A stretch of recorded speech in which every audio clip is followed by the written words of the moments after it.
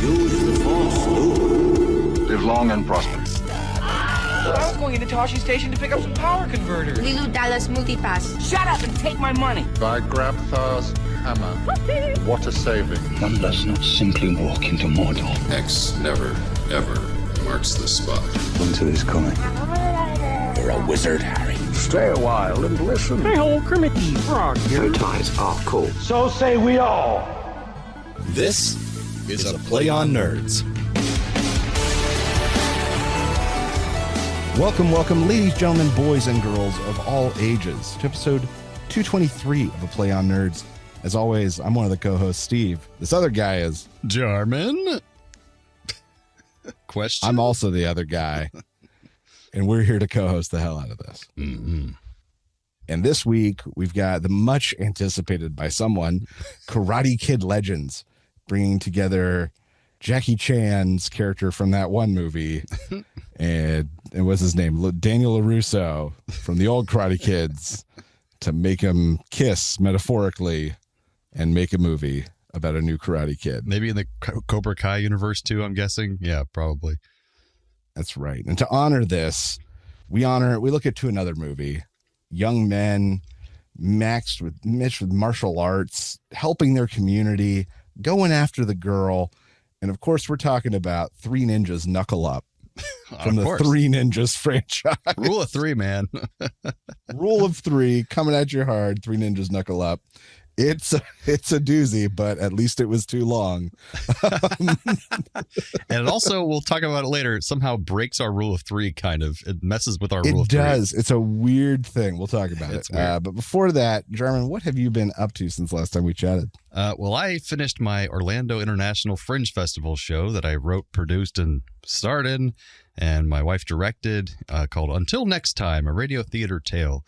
And it was a little struggling at first. We had 6 performances, and despite our best efforts, we didn't have a lot of time to do mass marketing, and it really wasn't a fringe-centric show where it's edgy and, for adults only kind of thing. It was more of a family-friendly kind of show, so we had a hard time getting an audience until the very end, and we sold out our last show, and I was like, yeah, we went out with a bang, so that was really cool.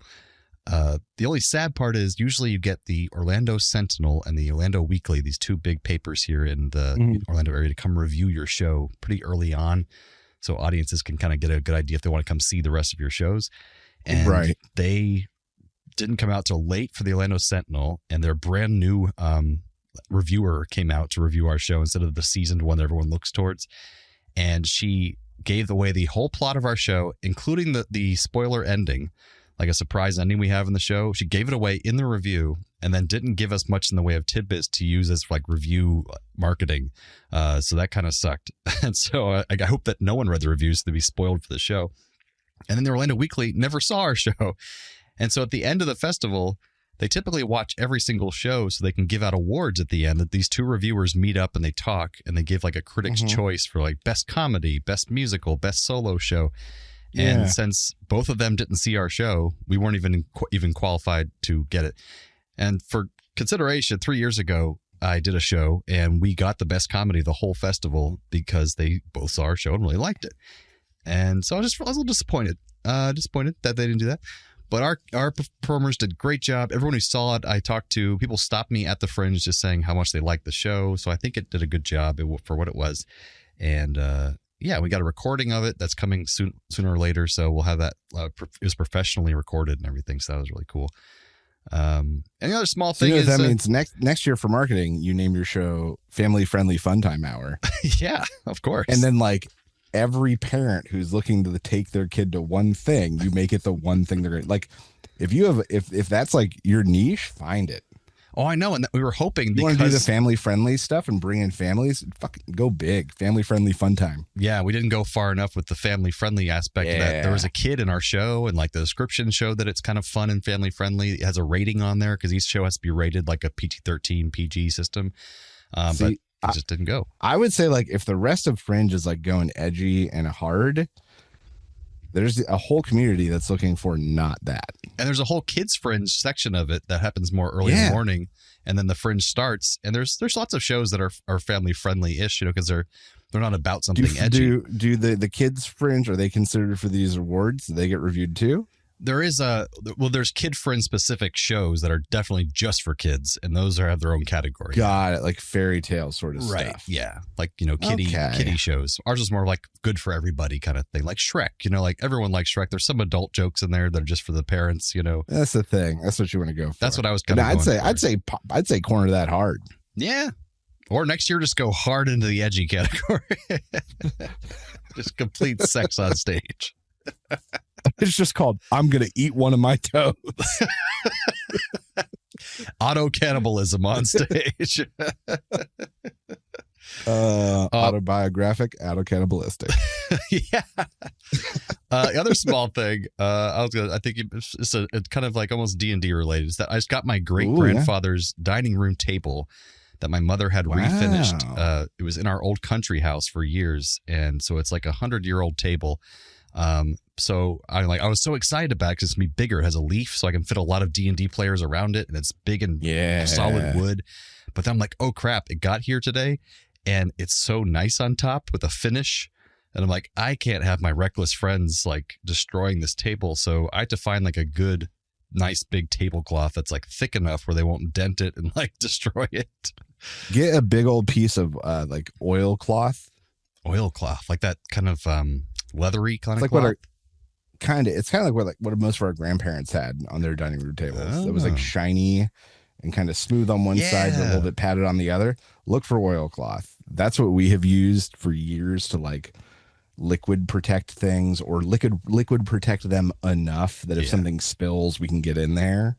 But it doesn't have to be a plastic tablecloth. Right. Nothing ugly. That's great. That sounds terrible. Yeah. Yes. I knew you might know something to put on top of there. So. We know things. We have a table. Oilcloth. Okay. Yeah, check out some, and they make cool patterns and stuff too. And that'll look great for D&D. So there you go. I'll do See, that. there you go. What about you, Steve? What have you been up to? Let's see. Since last time we talked, I had to put on a party for work, which went well. It was my first foray into like hosting an event in like a workspace, so that was interesting. Some good learns, but I feel like I delivered well. So it was at your workspace, pleasant. Not an outside venue. No, so we I can say this because it's public record. We are opening a new Apple store, and we are moving our old store into it. It's 50 yards away from where we are now. Like it's in the same location for the most part. But it's going to be a much nicer space, or so we've been told. We're very, very hopeful. In a much newer space. And so we threw a retirement party for the old store. Nice. But custom cake and custom cake pops, gift bags, food, vegetarian options, cold drinks. We did a toast. Like I did all the things. Nice. Did a little makeshift photo booth. I sourced pictures from the staff to put on a slideshow that was on loop. I looked at who was coming and went, okay, most of these kids are 90s kids. So I put on like best of 90s hits, which was great. It exactly was the right thing. Perfect. But I think I did well. Yeah. And then pushed through some work, and then I had 6 days off. I paired up long Memorial Day weekend with a couple days I had on either end. And Ann and I went to Kennywood, just the two of us without the kids. So we got to ride stuff together for the first time in like forever. That was very exciting. We did a day up at camp, which was cold and wet, but still fun. Still fun.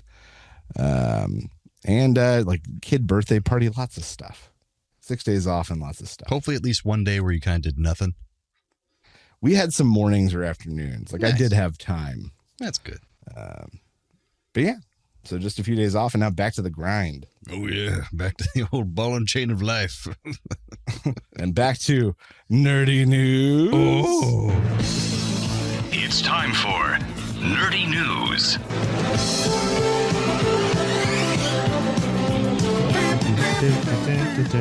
All right, my crazy story is called 3 Ninjas with Actual Chi. What? So scientists at the University of Calgary have discovered a glow that is not visible to the naked eye, that is emitted by mice, plants, and maybe humans, that is there up until the moment that they die. maybe proving that whatever auras are might actually exist. Maybe some humans can actually see them. And they call it ultra-weak photon emission, or UPE. And it's apparently created by living cells. So they placed these mice in dark chambers, and they used high-sensitivity cameras that could see this glow. And then they euthanized the mice, and they kept the mice warm to rule out that it was just temperature changes that were causing this emission of light. And their bodies stopped glowing pretty much immediately the moment they died. And it was found to happen also in thale cress flowers and umbrella trees, the two kind of plants that they also tested. And strangely, they didn't injure the mice on purpose, but they did injure the leaves on purpose. And they showed that the injured leaves would grow brighter than the healthy ones, showing that stress might be a factor of this photon production in our system. So we're not actually sure what's causing this or where it comes from, but it is happening, and it's some kind of strange life glow that we give off that's not related to heat, but more like a light, some kind of thing coming off of our bodies, which is fascinating. I don't know what it is. What do you think, Steve?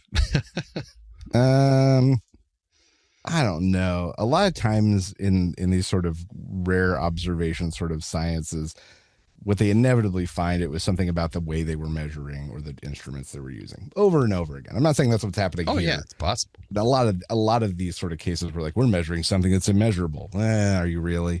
Well, I think it is measurable in that it's photons, but they need to have it obviously peer reviewed, get someone else to do the same tests, like make sure they double check and see where and figure out what's causing it, basically. Yeah, and like I know they said it's not heat and it's not those sort of things, but the fact is that after like my brain dies, the rest of my body doesn't know for a hot minute. Mm-hmm. Like chickens with their head cut Cells off. continue to live on until they lose the things they need to do what they do.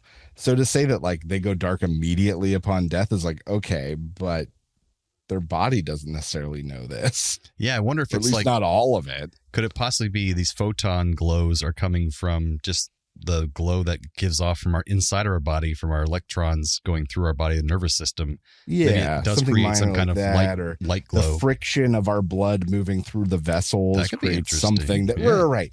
But most of the many times these sort of situations where like we're observing something unobservable, it typically ends up being like we were measuring the wrong thing. Or yeah, and they're not saying it's unobservable. They're saying they're observing it through only a light situation and not through heat. So they're saying it is caused by photons, but they don't know what's causing the photons to emit. So they still have to figure out what this photon emission is from and why it goes away when the creature dies. So they're not implying anything supernatural. They're just saying it's interesting. There's some kind of weird photons coming out of living beings. Like it. You don't feels like like phooey. This feels like phooey. No, they're not saying it's anything special. They're saying it's something interesting our body does that's kind of neat. But I'd put in the chi part myself because I was trying to connect it with the three ninjas. Thank God. But who knows what the hell it is? But yeah, it could be. They could do another test. It could not show up, but it's interesting. I mean, maybe we can emit photons, and that could be used in some way. But you know who does emit photons? Yeah, they had to murder all those mice for that too. Let's kill all the mice and torture them. Murder all.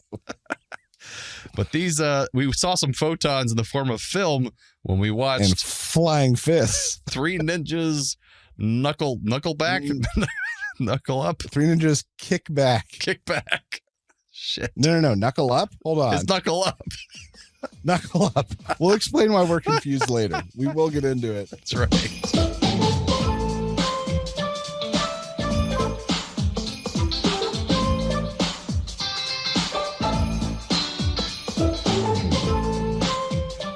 Shit, where am I? There we go. The boys from the first movie are back with their grandfather for training. The original actors. It's weird because they weren't in the second one. And they haven't aged much. They drive past a group of Native Americans protesting the dumping of trash with a generic, angry, white, wealthy landowner there. They end up going to the pizza shop where a little Native American girl confronts some big, tough cowboy types about her missing father, and the three boys come to her aid, and the three children beat 5 fully grown men repeatedly, who are all polite enough to crouch so low that the boys can kick them in the face over and over. I pointed that out too. But their grandpa is mad. He threatens to stop teaching the boys because they're using their ninja skills for bad. And he tells them they have to be like the flowers and learn to listen to what the flowers say. The boys have to go fix the damages to the pizza parlor, which is just them washing dishes.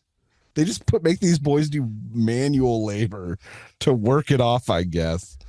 We meet Jo, the girl they saved. She explains that her father was kidnapped and he's being held because he found some sort of secret that the bad trash man didn't want him to, that would close the landfill. So they end up at an impromptu funeral where someone has presumably died because of this pollution. That's the insinuation. And the boys agree to help. I wrote, why did they make all the Native Americans Christians? It was such a weird. Oh, did they? I didn't notice that. Such an odd choice. Oh, I didn't see that. They all said amen after a prayer. Oh, you're right. It's terrible. Which just felt weird considering the other representations here. Maybe I'm oversimplifying it. I probably am. I don't. So the boys follow the Toughs, looking for a lead. They hop in the back of their truck and ride the bad guys' HQs, which is just a trailer somewhere. They use a hose to listen in on a secret conversation between the big bad man, whose name is Jack, and the chief of police and the mayor, who are all in cahoots. We hear the EPA is investigating, but Jack owns the town. It's my town. There is a disc that has damning info, and the thugs have taken the missing father. They're going to torture it out of him. He's been tortured and starved. The boys find him, help him escape, and then head to the sewers. So them and Jo decide that they have to... Oh, they didn't help him escape yet. They Sally's there and they leave for some reason and they go get Jo. Yeah. Oh my God. This movie has so many huge long sequences of nothingness. It's incredible. Also, autocorrect helped. Them and Jo decide to make their love at night. What? Since the hearing is tomorrow. Them and Jo decide they have to make their move that night because the big EPA hearing is tomorrow. Yes. They start making traps and ninja weapons, like the first movie, kind of. And they put on questionable Native American war paint. They grappling hook into the compound. They scare a guard with a fake snake enough that he jumps over a wall and abandons his job responsibilities. They free the missing father with almost no effort. The bad guy immediately knows that Jo has been taken, that the father, Charlie's been taken, calls the big bad guy, and big bad guy's like, get him back. And then they just go and find them immediately. If you knew where they were, why didn't you just go? The boys shoot the thugs with slingshots and make them run through caltrops, and then they nunchuck them real hard. But in the quiver that the girl is wearing is the red floppy disk. The bad guys need it, and the kids race to get it. Colt and Rocky retrieve the disc while Tum Tum and Jo take Charlie, who's injured, to the sewer. The bad guys start pouring gasoline down there and light it up, and the boys narrowly escape and avoid the flames. The boys sneak back home, and they're exhausted the next day when Grandpa tries to train them. They pretend like they're going to get some sleep that night, but instead they go to a Native American celebration where they dance and drum and sing. The boys are honored with eagle feathers for their bravery as warriors, and then there's a musical number with cool hip hop ninja Native American dance moves. I just had to say a lot of words right in a row there. They mean something, I promise.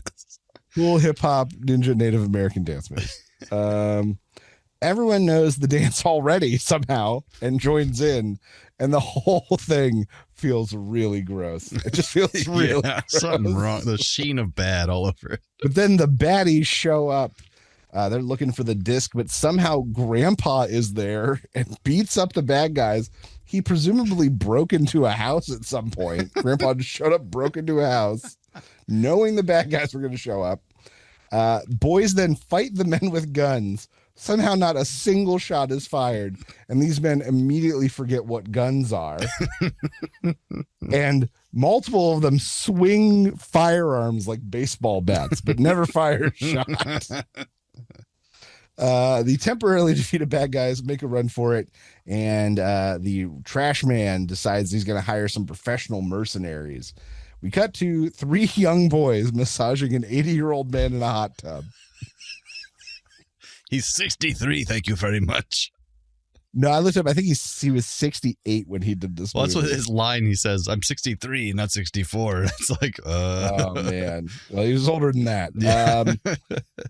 Next day, the boys find Joe. Colt gives her a gift, a Malibu Ninja, and Rocky's real jealous. So he goes to talk to the chief's wife about how she talks to the flowers, in line with what Grandpa wanted them to do. Mm-hmm.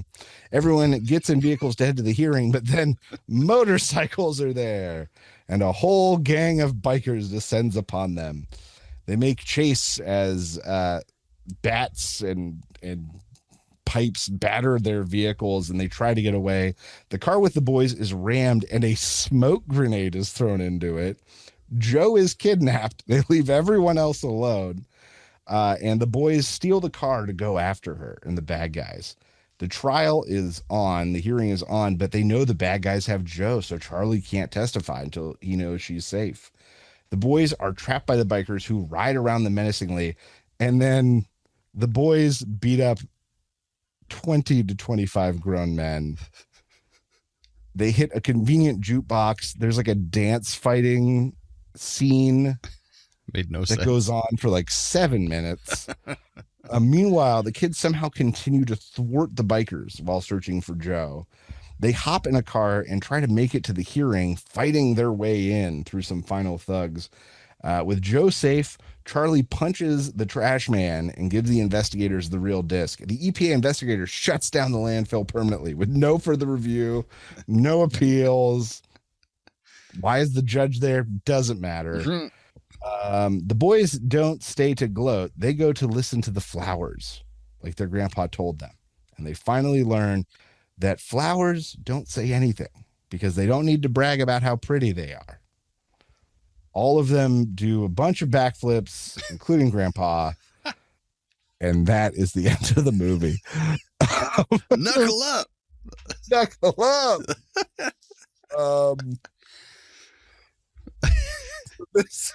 Steve is holding his face right now, listeners. Have you seen the Three Ninjas movie before this? I saw it so long ago, I don't remember it at all.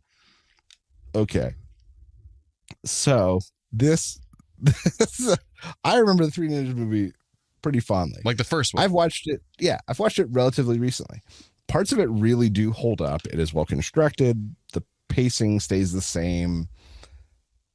You know, the ninja, them being children ninjas, at least have novelty in the setting. This took all the parts. They learned all the wrong lessons from the first one and put them in this movie. It's really what it comes down to. Sounds right. You know, in the first movie, they were like, oh, these bad guys are going to come break in. They've established early these bad guys are incompetent, and they like make pepper bombs out of stuff from the kitchen, and they make weapons, but it's like a minute and a half. Here they're getting ready and making stuff. Scene was like 6 minutes long. Oh yeah. Someone was like, people want to watch these boys improvise weapons to fight gross men. You know, in that one, there are these sequences where the boys are taking down the bad guys, and it's enchanting, and they get to kind of very Home Alone-ish, like leading them through these situations. And here it was like, all right, we got these boys in a ghost town with some bikers, and we got 25 minutes to fill.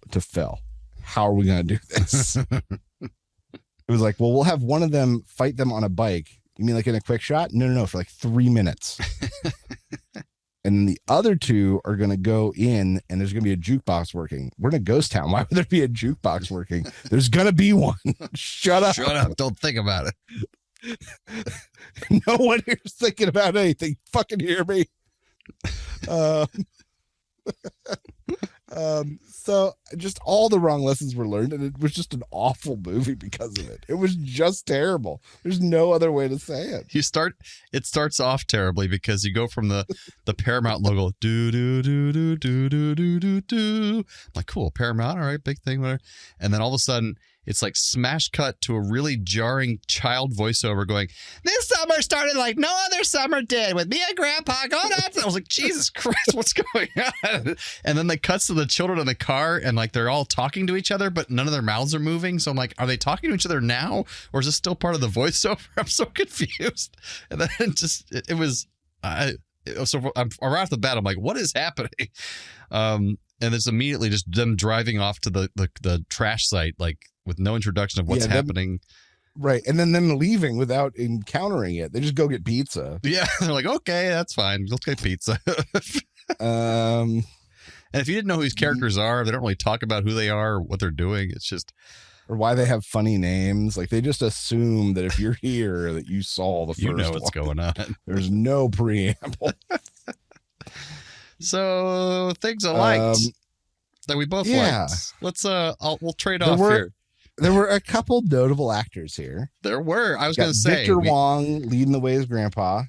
Charles Napier is a famous like bad guy, Southern kind of. Yeah, if you see Charles Napier, you will know him from something. Oh yeah. Patrick Kilpatrick played JJ, the kind of dummy. He has played like the tough guy. Brute 1, Thug 2, Cowboy 4, and like 100 things. I think he's in Walking Dead a couple parts as well. Donald Logue, one of the little henchmen, he played not Commissioner Gordon, but the other guy in the Gotham series. He's actually a really good actor. Vincent Schiavelli, yeah, played the mayor. You recognize him from something, probably most famously Ghost. Yep. Don Stark played the sheriff from That 70s Show. So there are some like notable people in here surrounding this nonsense. Question for you. He was not in IMDb, but the guy opposite Donald Logue, the other doofy henchman, looked a lot like the guy from Mallrats who can't tell what the poster looks like. But he wasn't credited anywhere in the IMDb what that guy's name was. No, that wasn't him. Wasn't him? Okay. It looked kind of like him. At this time, that guy you're thinking of would have been huge, like unmistakably huge. I thought maybe he hadn't gotten big yet or something by this movie, but because this was filmed in 92. Now he's like a beast. If you haven't seen that guy, yeah. He's got friggin' ripped. Yep. All right, good for you, man. So there are some decent actors in this thing, and some of it is all rightish. And they weren't like, of course, Charles Napier was great. Victor Wong was fine. But the rest of them is like weren't given anything writing to do well with. Even like the Vincent Schiavelli guy from Ghost, like he's a good actor, but like he was just very stiff and not. We can do whatever. It's your town, sir. And he walks out like a robot. I'm like, what is happening? That was really weird. That was how he got through this movie. He's like, I'm going to develop a deep internal character and deliver it. I am a experimental robot disguised as the mayor who belongs to this man. I am literally his property. That's right. Okay, you got this, Vincent. You got this. And then I get my paycheck. And then I'm going to do Ghost with Swayze. The kids were actually super cute, and you could tell they were having a great time. I think that was very evident. They were smiling, happy, having fun, it seemed, throughout. So I'll give it that. Sure. Yeah, they had some. I'm glad someone was having a good time because it wasn't the audience. Some of the stunts were good. Yeah, I put especially the ones you could see where the kid turned around and without cutting, and you could see the kid actually did that stunt. I'm like, that's pretty cool. That kid did that stunt on his own. Other ones you could tell it was an adult doing like the flips and things. You could tell it was a stunt double. There was and. Victor Wong, his stunt double use was egregious to the point where the stunt double did things where I went, why didn't Victor Wong do that? Like, it was like him coming down like that as if he was landing in a frame, and they had the stunt guy do it. And I was like, what the hell was that? Victor Wong doesn't seem very well. Like, he just seemed like he could barely move. Listen, I think he died at 71, and this was 3 years before his death. So he was 68 here. He was barely moving at this point. He's not jumping down 1 foot. Like, that's not going to happen. No. Oh, no, he died 74. So he was 71. There we go. I thought there was some good groaner puns and jokes out of the kids that actually got my chuckle out of me. Like, 'cause I love dad humor, and that was just kind of like, they had some good ones, like some things they were saying, but other ones they were just really bad. But that's all I liked about the movie. So there was something like enchanting about the music, but it didn't match this movie. That was the issue. That was like literally the music from the first film. They must have used the exact same guy, like that kind of stuff, which was enchanting for that movie because it had a different scale and a different feel. It did not translate this, where they're like fighting bikers and 12 cowboys and men with literal firearms in their hands. And like fire blasting the tunnel to just incinerate children. Like, that was terrifying. Yeah. Yeah, they weren't going to use guns, but they were willing to burn them alive. Come on, bad guys. Yeah. Pick your standards, you know? I didn't need the porn music while they were in the hot tub, though. That was weird. There was... Just kidding. The hot tub was a weird cut. Like, Yes. no doubt, it was a weird cut. The entire thing felt... I don't want to say insensitive to Native Americans, because there was some stuff that they clearly asked these people to do something from their culture. I hope for so. At least part of it. Like the drum circle stuff, like they probably approached a group and asked them to do this. I hope it was great consistent to have within it that group. featured on film. Yeah. But then it felt cheapened by the boys putting on war paint, and then the forced super hip hop ninja Native American dance move number. Yeah. Where everyone joined in, felt so gross, especially right after they clearly shared this thing with a camera. It felt so shameful. And giving the white saviors their eagle feathers to put in their little headbands. Eagle feathers. Like, that's probably not culturally accurate. I don't think. So I don't know. And I don't know well enough to like really judge fully, but I know it made me feel gross. And I think that's the only measure I need. I was hoping in the trivia that I'd find some details as to what research they did, if they actually had a person on set who was like an expert who was going to give them information, but I found no information. So I have no idea what was actually accurate and what wasn't, but it felt gross. You're right. There is not a lot to like about this movie. Even for a shorter movie, it is too long. Every single fight scene with the kid or situation scenes, like when they're in the ghost town, when they're rescuing the guy, is just them fighting so many adult men that any suspension of disbelief is just simply not possible. For some reason, and that's the other thing I can't get over. It was almost the same situation in the first movie, but for some reason it felt more plausible. Yeah, they had more planning. They had to do more things than just fight them head on to win. They had to be creative and use like devices, like kind of like Home Alone style. Whereas this one was just like them versus the guys and no other things to hold them back. And like, they went on too long. The fight scenes, the chase scenes, and it, like multiple times they could have ended it shorter because they knock a guy down like 5 times. He keeps getting back up. And it's like, just make it pretend like he got knocked out the first time. Like, don't make him get up 6 times. Like, it's just taking forever. Oh, my favorite fight move, I'll put in air quotes, was in the initial pizza parlor scene where they're fighting, and I think the middle child has a pizza in his hands for a good chunk and repeatedly makes this man hold it. Yeah. And the fighting guy conveniently holds it above his head while like in shock at child ninjas. And he hands it to him like 3 or 4 times. Yeah. He hands this guy his pizza.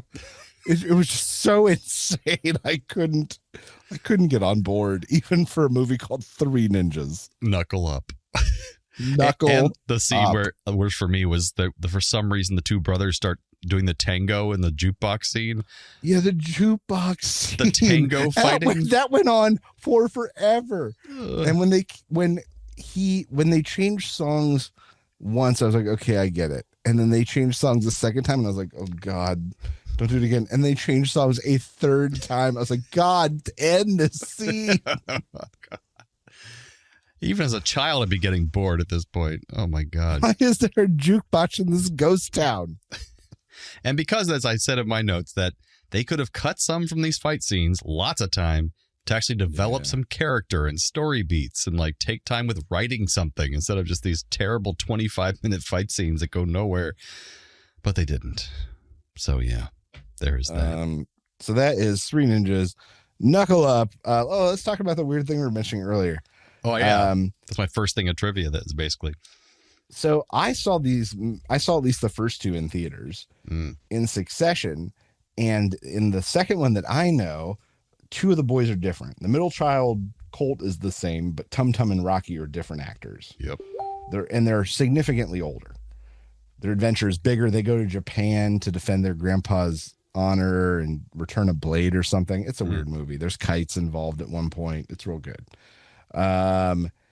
And then the third one came out and it was like, this one was straight to VHS, straight to DVD. And I remember renting it and going, how did they get the other boys back? Why does this one feel so weird? And so now it all makes sense. This one was made right on the heels of the original and then got caught in development production hell. And before it was released, they had time to film the third one, replace two of the actors, and release it before this one came out. And this one just feels so weird and so bad because of that. Yeah, because they filmed the other one came out in 91, the first one, I think. They filmed this one in 91, like literally right after that one released. They filmed this one, and it didn't get released until 95. And then the Three Ninjas Kickback came out in 94. And so it was like 91, 94, and then 95 for this one, even though this one was filmed way... That's why Tum Tum is like looks exactly the same from the first movie. He barely aged at all. And then there's a fourth or fifth one of these two. They go on. Yeah. The next one has Hulk Hogan and Jim Varney in it. Oh, just for the record. Interesting. Right. I'd watch that. But we do not do rule of 4. We do rule of 3. That's right. So some other trivia for this film. This is actually kind of fascinating. This is the last film to be directed by South Korean filmmaker Sang-ok Shin, who's credited under the name Simon Sheen.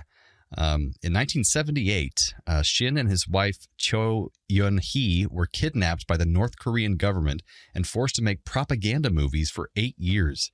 The couple managed to escape during a Vienna Film Festival in 1986 and were granted political asylum by the American embassy. And then this guy went on to make Three Ninjas Knuckle Up. Good and for that him. Is his legacy. This is the only film in the Three Ninjas franchise to be rated PG-13. Which I get, noticed that because there's some torture and stuff and kids almost getting killed, I guess. In addition to being the only film not to feature the boys' parents, it's also the only one where the boys' real names, Samuel, Jeffrey, and Michael, are never mentioned. They're only called by their ninja names in this film, because Tum Tum is a great ninja name. This is the only film in the Three Ninjas series that does not feature ninjas as the antagonists. This one is just true. Jim just Bob cowboys and grunts. The scenes in the cabin when the boys are in their ninja uniforms, I didn't notice it at the time. They're clearly much older than they are in the other scenes in the film, and it's rumored that these scenes were actually shot around 1994-95 because Max Elliott Slade is visibly older than he was in Three Ninjas Kickback in 1994. So yeah, apparently once the movie was finally going to get released, they had to shoot some extra scenes and sneak them in before it came out. So if you look back, they actually are kind of older in those scenes, which is weird. But anyways, that is Three Ninjas Knuckle Up. A not recommend, folks. Wreck-a-warn. Wreck-a-warn. But Steve, you got a bit for us. Yeah. So this bit, I decided to change the name at the last moment. I'm calling it Cage Match. Nice. All right, so here's a loose concept. Jarman, you have some stuff that you can see. Oh, you want me to see it? Okay, I didn't click on it in case it was a secret. There's some stuff you can see. There's stuff you can't see. So I can click on the tab? I'm safe? You can click on the tab. What is there is safe for you to see. There are things I can see that you can't. So take a look at this list. What I have here is a list of famous trios in fiction. Nice. So Ron, Harry, Hermione, Blossom, Bubbles, and Buttercup, the Powerpuff Girls, Kirk, Spock, and McCoy, the Three Little Pigs, the Three Musketeers, specifically Disney's Kiefer Sutherland, Charlie Sheen, and Oliver Platt, just to be specific. And there's 10 groupings. I don't want to read them all out loud. That feels ridiculous. So that's what you can see. But what I can see here are the plots to 5 very popular Nicolas Cage films. I'm going to give you the plot, and you have to pick the trio of characters that you would love to see just replace Nicolas Cage in this movie. What a random thing. Are you ready? I literally had 2 separate ideas and was trying to work both of them and just went, no, I'm just going to make them kiss. I legit, that's how it happened. Wow. Okay. So the first one, National Treasure. The 3 of them, whoever they are historians and treasure hunters, racing to find a legendary trove of riches hidden by the founding fathers. They have to steal the Declaration of Independence, uncover a hidden map leading to the treasure, and race a rival team to retrieve it. And which trio? It has to be modern day because it's the actual plot. Yeah. Okay. Yeah, there's some good options here. I think we could make this into a comedy, and I love that you have Lucky, Ned, and Dusty from the Three Amigos. That would be hilarious. And they're like, this would be the best Three Amigos sequel ever. Yes.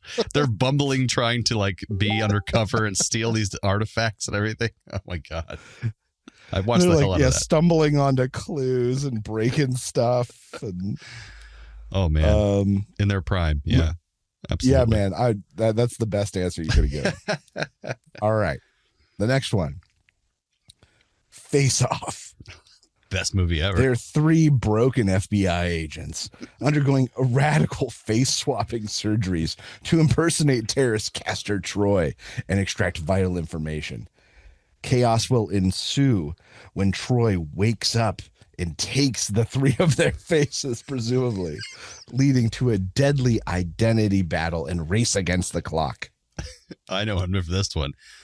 We have Alvin, Simon, and Theodore from the Chipmunks. Because while it's really serious the whole time too, and bloody, and they're cursing, and they have to pretend to be Castor Troy. It's like, hey, Toots, how's it going? Yeah, I'm Castor Troy. I want to do some coke. It's good. All day. They sing songs too. It's just weird. I agree. I agree with this assessment. I also like the idea of the bad guy taking 3 little chipmunk faces and putting them together. It's me, the 3 chipmunks. At the same time. Oh God, I'm Alvin. Simon, I'm Theodore. It's terrifying. That's a horror movie right there. All right, next up. Con Air.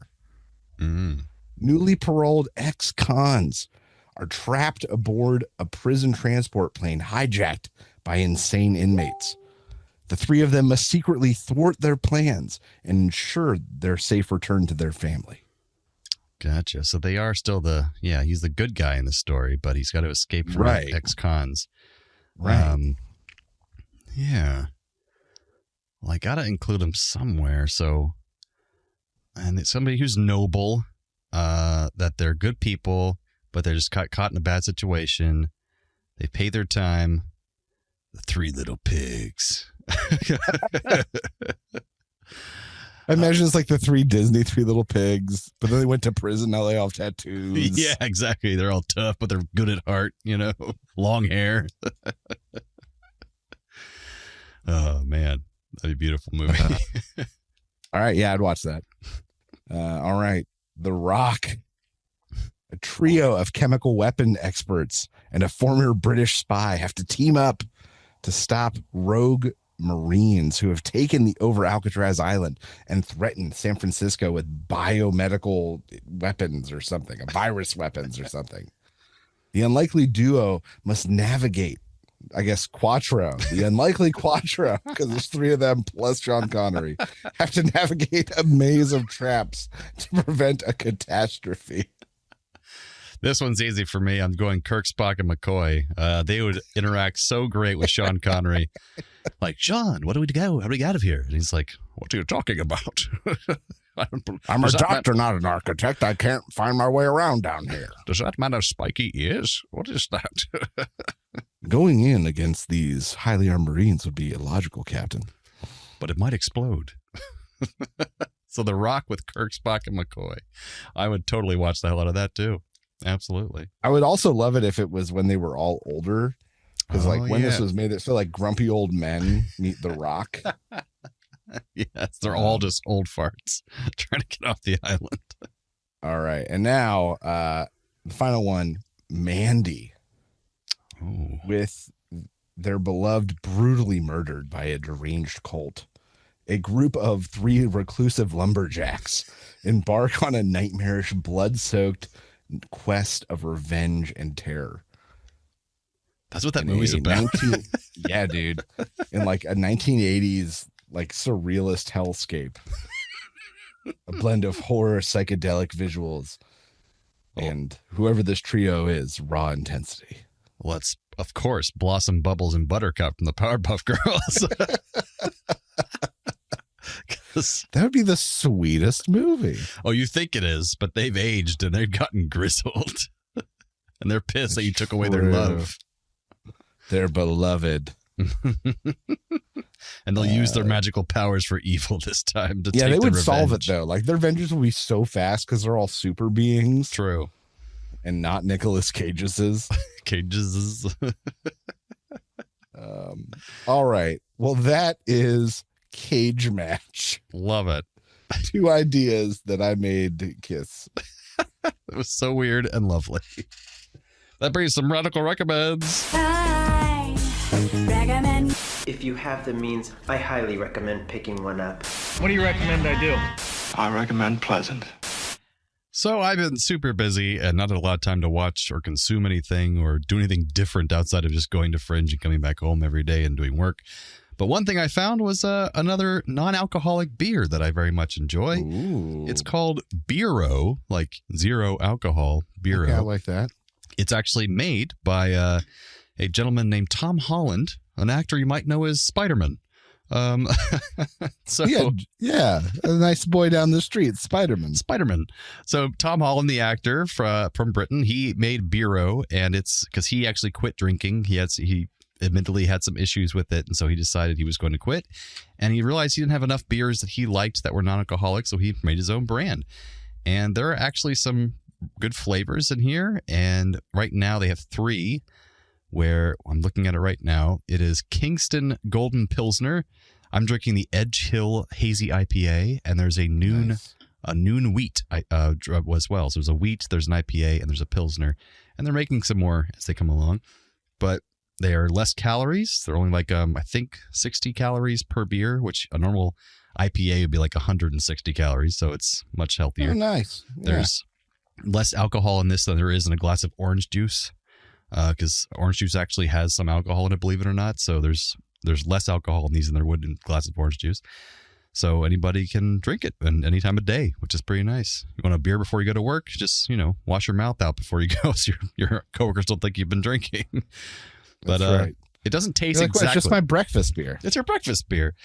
The best non-alcoholic beer I've had so far is Athletic. It's by far probably the most popular in the market right now for non-alcoholic beers because it tastes exactly almost as its counterparts do. It's amazing how much it tastes like a real beer. But this one doesn't taste quite as much like that, but has its own different unique flavor, and I do like it a lot. So good job, Tom Holland, and your Beero. Beero, check it out. So that's my recommendations. But that brings us to some trailer reviews.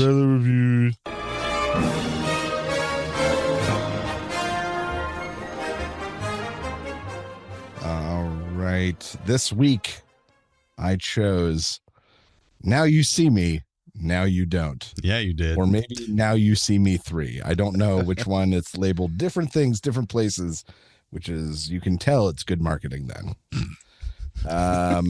This brings back the original 4 horsemen from the first movie, and then 4 more horsemen who are young people you kind of recognize. And they all show up and they have to rob a diamond to stop a evil rich lady who heads up an evil rich syndicate. And then they have to pull off a heist. Magicians do all these things I'm talking about. Magicians, I say. Magicians who demonstrate real magic. There are breakdowns of these movies where there's magicians who are like, you might be able to do this way, and you might be able to do this way, but there's no way to do this. That is just they just do magic. They're actual sorcerers apparently. Yep. And I literally just explained everything I can tell about this movie. Morgan Freeman's back. Mm-hmm. That's something. He's still alive.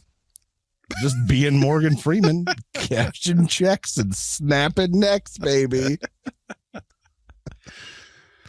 Now, in the second one, were they not all there for the second one? All the four horsemen? No. Isla Fisher, I don't know why, but she wasn't there. Oh, okay. And they replaced her with, I don't know, another actress who I can't remember, but you would know from something. Oh, was Lizzie Kaplan in that one? That sounds right. Okay. I remember she's in one of them. Yeah. And so she's not back for this one.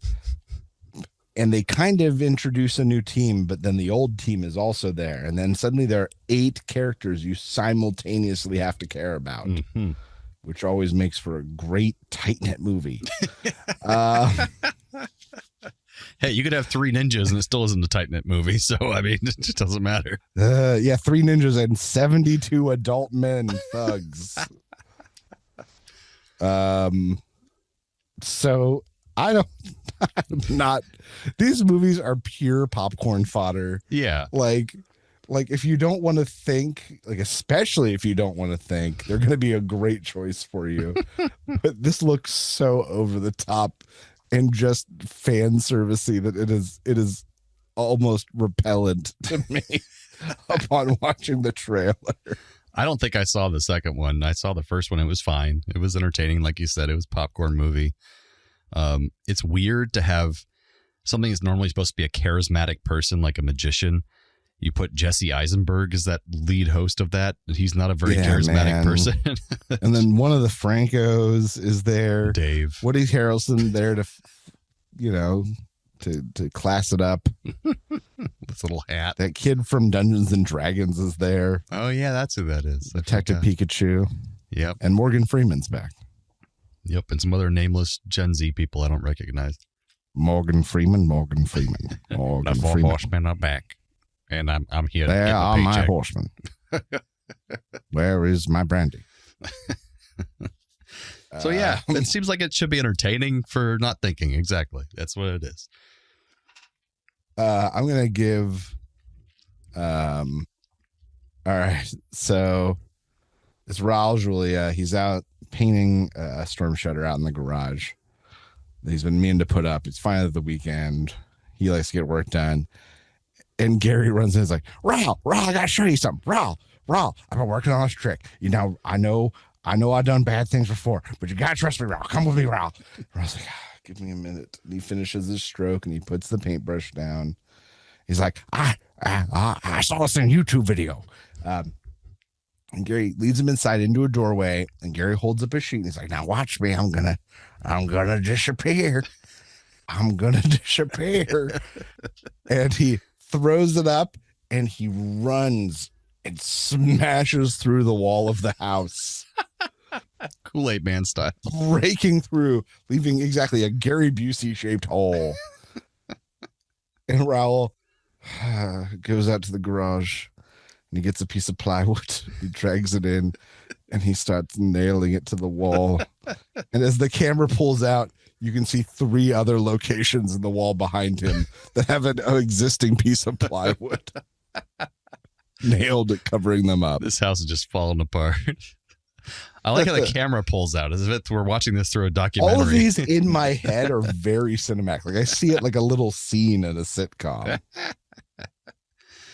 I'm going to give this one something very simple. So Raul's just sitting there watching TV late at night, trying to wind down from a long day of acting the hell out of things because he's a fantastic actor. And in walks Gary Busey, stark naked, just dancing around going, now you see me, now you see me. And Raul just takes a blanket, throws it over Gary Busey, kicks him in the chest back into his bedroom and says, no, you don't. Right. It goes to bed. Is it like the 300 kick? In a sense, yes. Like that kind of kick. It kicks him right back in the bedroom. This is Sparta, bitch. Bitch. But that brings us to the end of episode 223 of A Play on Nerds. Join us next time where we'll be celebrating the release of the much anticipated, much needed live action, but not live action, How to Train Your Dragon. Also mostly animated. Mostly animated also as well.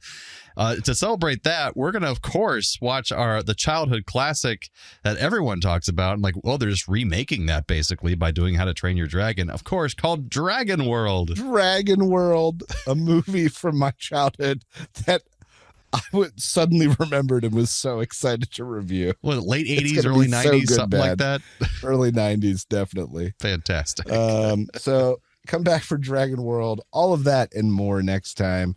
We'll keep on coming back and being your nerdy co-host if you keep on coming back and being our nerdy audience. Thanks again, Internet. Stay nerdy, my friends.